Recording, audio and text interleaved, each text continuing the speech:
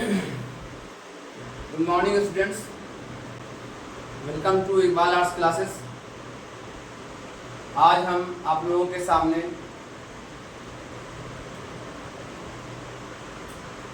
मौर्य काल के प्रशासन के बारे में बात करना चाह रहा हूँ।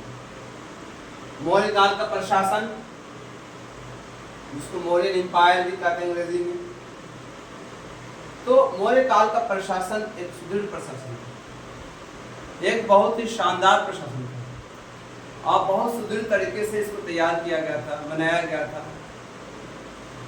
उसके प्रशासन के सुदृढ़ीकरण को देखते हुए इस बात से पता चलता है उनका प्रशासन कितना मजबूत था कि राजा ने सारी शक्तियां अपने पास नहीं रखी थी। यानी राजा जो था निरंकुश नहीं था, राजा निरंकुश नहीं था, बल्कि राजा ने, है ना, अपने प्रशासन के सारे कामों को लोगों के अंदर बांट रखा था। कई डिपार्टमेंट्स थे, कई विभाग थे, सभी विभाग में काम बांट दिए गए थे, लेकिन अंतिम निर्णय जो राजा का ही होता था, वो लास्ट निर्णय होता था। राजा सर्वेसर्वा होता था, लेकिन राजा सेनापति, प्रधान सेनापति भी होता था, प्रमुख न्यायाधीश भी होता था, प्रधान दंडाधिकारी भी होता था, है ना। सारी सत्ता राजा के हाथ में केंद्रित थी। ये सब होते हुए भी राजा निरंकुश नहीं था। तो केंद्रीय शासन, इसको बांट दिया गया था। पहला केंद्रीय शासन, दूसरा प्रांतीय शासन,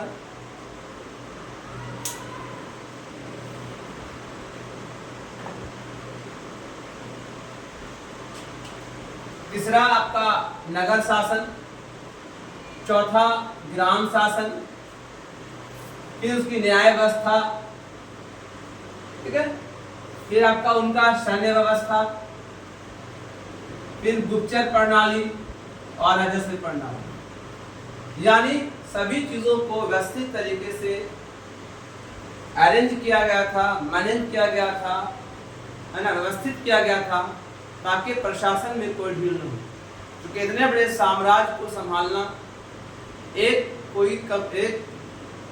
मतलब ऐसे राजा, अब अशोक के बारे में जाने कि अशोक ने ऐसा काम किया, पूरे भारत को एक अखंड भारत के रूप में परिवर्तित कर दिया।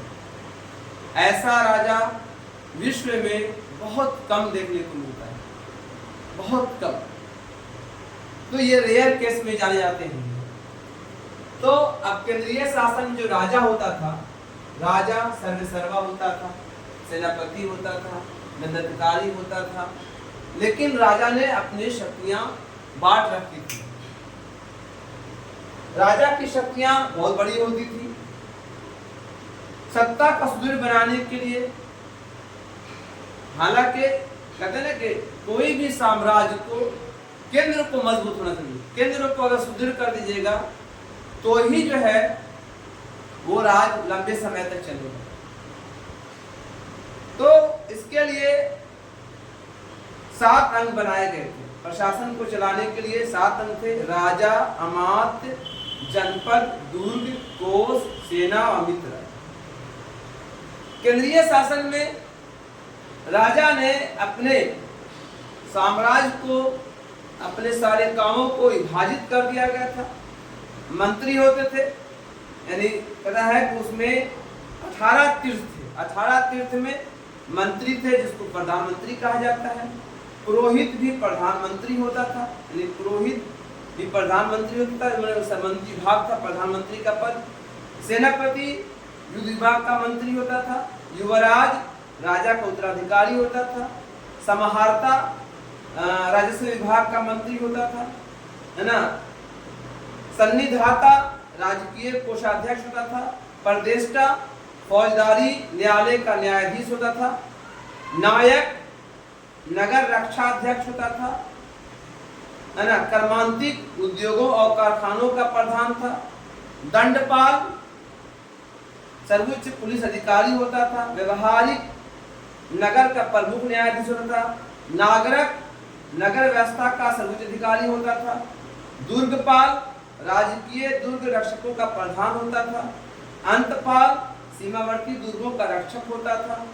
आठवीं वन विभाग का प्रधान होता था, है ना। दौवारिक राजमहलों की व्यवस्था का प्रधान होता था। अंतरिक्ष अंतपुर का अध्यक्ष होता था। और मंत्री परिषद अध्यक्ष जो मंत्री परिषद का हेड होता था। इस तरह से कई तीर्थ बटे हुए थे।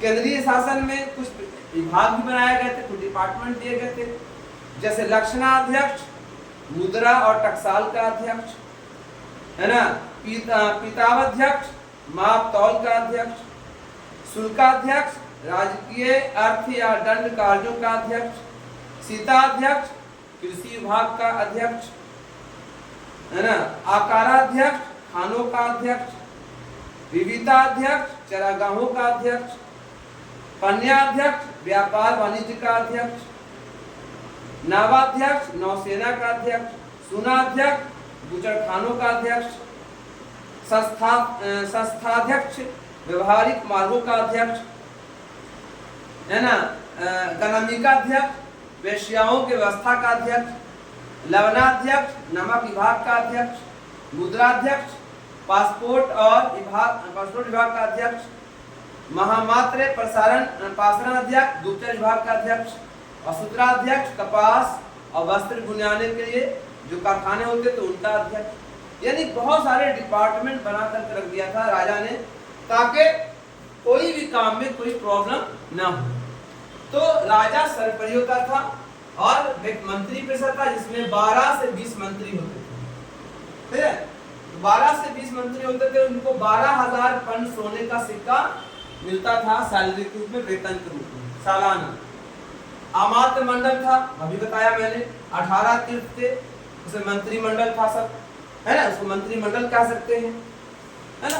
तो 18 जो अमात्य थे, उसमें अमात्य में बता दिया आपको, कैसे पुरोहित, मंत्री, सेनाध्यक्ष, दंडपाल, दौवारिक, द्वारपाल, युवराज, दुर्गापाल, अंतापाल, अंतापुर रक्षक अधिकारी, है ना, प्रशात्र यानी कारागार का अध्यक्ष, सन्निधात्री राजकोष का अध्यक्ष, अस्त्रागार कोष्ठागार का अधिकारी, नायक नगर रक्षक, संहर्ता राज्य के संपत्ति एवं आय व्यय का अधिकारी, प्रदेष्टा ये विषयों का अधिकारी, है ना, व्यवहारिक प्रधान अध्यक्ष, पौर कोतवाल को बोलते थे, मंत्री परिषद का अध्यक्ष। ऐसे बहुत सारे कारखाने या बहुत सारे अध्यक्ष मंडल बनाए गए थे, है ना, इसको अमात्य मंडल कहा गया। इस तरह से केंद्रीय शासन में राजा सब कुछ होता था, लेकिन काम को बांट दिया गया था ताकि कोई भी ऐसा काम जो उसमें कोई रुकावट न हो। अब आइए, पूरे साम्राज्य को 5 प्रांतों में बांट दिया गया था। 5 प्रांत, पूरे साम्राज्य में 5 प्रांत थे।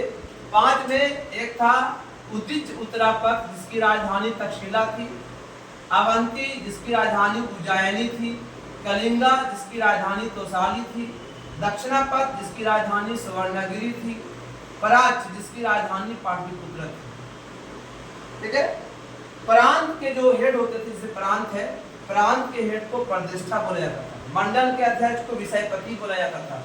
विषय क्या होता था, 800 गांवों को विषय कहा जाता था, 400 गांवों को स्थानीय कहा जाता था, 200 गांवों को, है ना, द्रोणमुख कहा जाता था, और 10 गांव वालों को, है ना, खारवाटिक कहा जाता था। हर खारवाटिक का जो मालिक होता था उसे गोप कहते थे। तो इस तरह से प्रांतों को भी डिवाइड कर दिया था ताकि प्रशासन में कोई कमी न हो। तो इस तरह से प्रांतीय शासन को विकास किया गया था।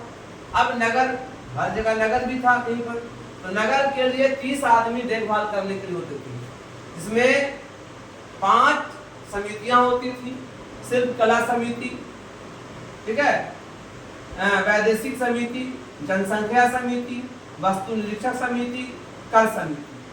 हर समिति में 6 आदमी होते थे, यानी 6 × 30 आदमी मिलकर के पूरे एक नगर को देखते थे। एक समिति में 6 आदमी होते थे। इसके अलावा जो ग्राम शासन होता था, ग्राम शासन है ना, ग्राम शासन में जो गांव होता था, गांव के प्रमुख को ग्रामीणी या ग्रामीण कहा जाता था, ठीक है। और जो देखभाल करने वाले जो अधिकारी होते थे उसको भोजक कहा जाता था, है ना। और जो 10 गांव होता था, उस 10 गांव को देखने वाले, कम 10 गांव का मालिक होता था, वो गोप होता था। इस तरह से गांव को भी निरीक्षण किया गया था, गांव के विकास के लिए भी सारे काम किए गए थे। न्याय प्रशासन को भी बहुत मजबूत किया गया था। 2 तरह के न्यायपालिका थी, है ना, इसको आज के हम दौर में बोलते हैं ना कि एक था आपका सिविल और एक था क्रिमिनल, तो वैसे ही वहां भी था, 2 तरह का न्यायालय था उस जमाने में भी।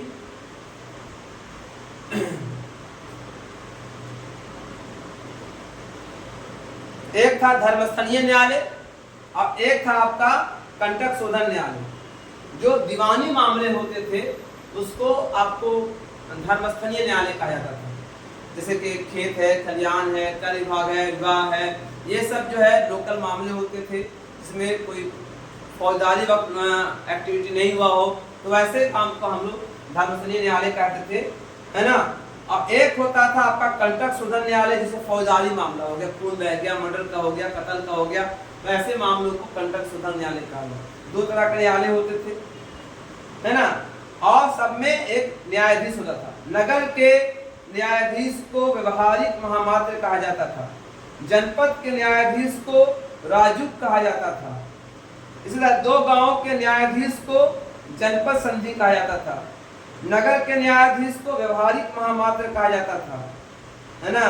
फिर आपके जनपद के न्यायाधीश को राजुक कहा जाता था। इस तरह से सबके न्यायाधीश तय कर दिए गए थे, है ना। चाणक्य द्वारा कानून के 4 अंग, मतलब कानून जो मतलब लागू किया गया था वो 4 थे: धर्म, व्यवहार, चरित्र और शासन। मौर्य काल में प्रशासन की जो सैन्य व्यवस्था थी बड़ी मजबूत थी, है ना, और उसको जो है 6 भागों में डिवाइड कर दिया था। पैदल सेना होती थी, है ना, जो फुट आर्मी कहते हैं।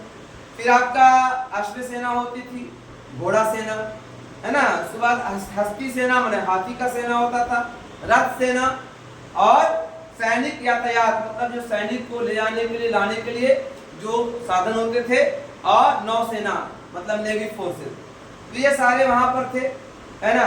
हर सैनिक प्रबंधन को देखभाल करने के लिए अंतपाल अधिकारी होता था, और उनका ये काम था सीमांत क्षेत्रों को देखना, है ना। इसके अलावा जो है गुप्तचर प्रणाली को मजबूत किया गया था। गुप्तचर में 2 तरह के गुप्तचर होते थे। एक गुप्तचर होते थे जो संस्थान होते, एक संस्थान में बैठे हुए हैं, सीआईडी है, तो सीआईडी क्या होता है, एक जगह है अपना ऑफिस उसकी है। और एक होता था जो संचारण, घूमते रहते थे, वो भेष बदल करके, है ना। कहा भी जाता था कि राजा ने भेष बदल के भिखारी के रूप में, लंगड़ा के रूप में, है ना, बहरा के रूप में, पागल के रूप में लोगों को जो है जहां तहां छोड़ देते थे, और वो सूचनाएं राजा को साधु के रूप में, ज्योतिष के रूप में भेष बदल के घूम करके गोपनीय सूचनाओं को राजा तक पहुंचाया करते थे। ऐसे को नाम दिया संचारण।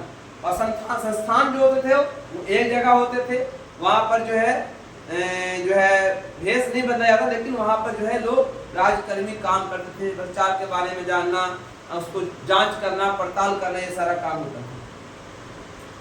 गुप्तचर विभाग को बड़े ही मजबूती तरीके से किया गया था, और इसमें खास करके स्त्रियों और वेश्याओं को प्रयोग किया था, क्योंकि वेश्याएं कहीं भी जा सकती हैं, और उससे पूरी जानकारी पता लगा करके राजा को खबर पहुंचा दिया जाता था।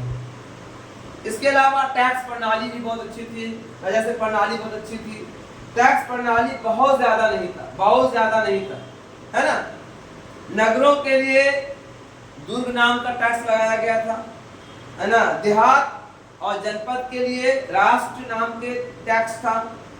वाणिज्य पथ यानी जल स्थल मार्ग के लिए वाणिज्य पथ था, है ना। खनिजों पर जो टैक्स लगता था वो खनिज था। फूल, पुष्पों और खेतों पर जो कर लगता था उसको सेतु नाम दिया गया। जानवरों पर गाय, घोड़ा, मवेशियों पर कर लगने वाले को ब्रज कहा गया। और जमीन पर जो है जो उपज पर जो कर लगता था उसको हम लोग भूमि कर कहा। ज्यादातर जो कर लगता था 1/4 लगता था और 1/6, है ना, 1/4 लगता था और कहीं पर 1/6 लगता था, कर लगता था। ये कर देना होता था, ये कर टैक्स प्रणाली थी, है ना। अशोक जब राजा जब गौतम स्वीकार कर लिया तो कपिलवस्तु पर टैक्स लगाया था 1/8। यहाँ बहुत कम, यहाँ कर मुक्त कर दिया, लगभग कर मुक्त कर दिया था यहाँ पर, है ना। बाकी जो है सब जगह वैसे ही हुकूमत चलती थी और शासन का बागडोर मजबूत किया गया था। तब जो है तब उसने जो है इतने बड़े साम्राज्य का विस्तार किया।